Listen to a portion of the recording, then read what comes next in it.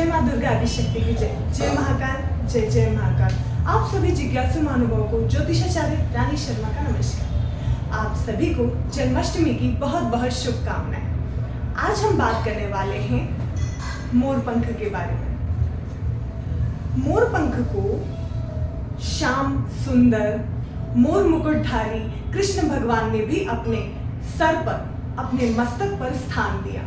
आप सभी ये जानते हैं कि आज जन्माष्टमी है, तो जन्माष्टमी पर हम मोरपंख के बारे में इसलिए बात कर रहे हैं क्योंकि मोरपंख को घर में रखना बहुत शुभ माना जाता है।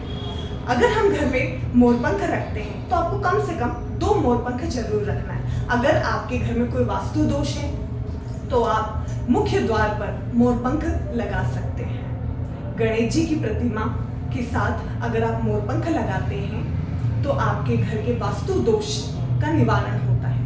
वहीं अगर आप मोरपंख को अपने पूजन स्थल पर रखते हैं और उसकी दिशा पूर्व दिशा में अगर मोरपंख को रखते हैं तो धन धान्य की पूर्ति होती है। माँ लक्ष्मी का वास होता है मोरपंख में। अगर वैवाहिक संबंध में परेशानी आ रही है, पति पत्नी के संबंध में रुकावट आ रही है और वह संबंध, प्रेम संबंध प्रॉपर नहीं है, तो भी आप पूर्व दिशा में, पूर्व या दक्षिण, पश्चिम दक्षिण दिशा में मोरपंख को लगाते हैं तो वह प्रेम संबंध, वैवाहिक संबंध और अच्छे और मधुर होते हैं। अगर बच्चों की पढ़ाई में, अध्ययन में परेशानी आ रही है तो यह एकाग्रता को भी बढ़ाता है।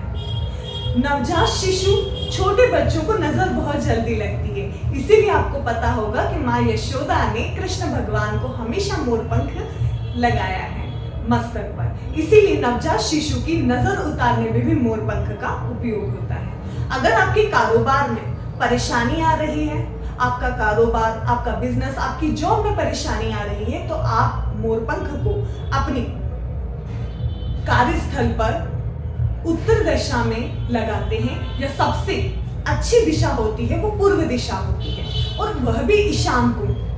उसमें अगर आप लगाते हैं तो आपके कारोबार में, संतान की परेशानी में, जैसे वैवाहिक संबंध है तो उसमें आप बेडरूम में पूर्व दिशा में लगाइए।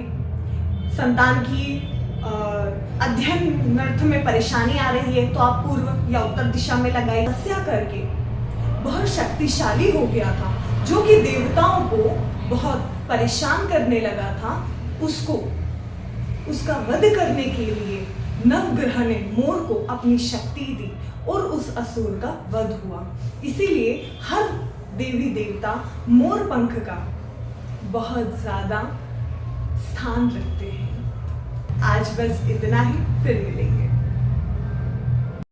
मोरपंख नकारात्मक ऊर्जा को भी दूर करता है। नकारात्मक ऊर्जा मतलब समस्त प्रकार के वास्तु दोष का निवारण। मोरपंख को इसीलिए सबसे ज्यादा माना जाता है क्योंकि इसमें नवग्रह का वास होता है।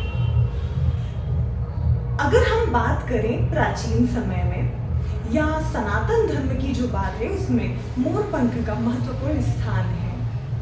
संध्या नामक असुर जो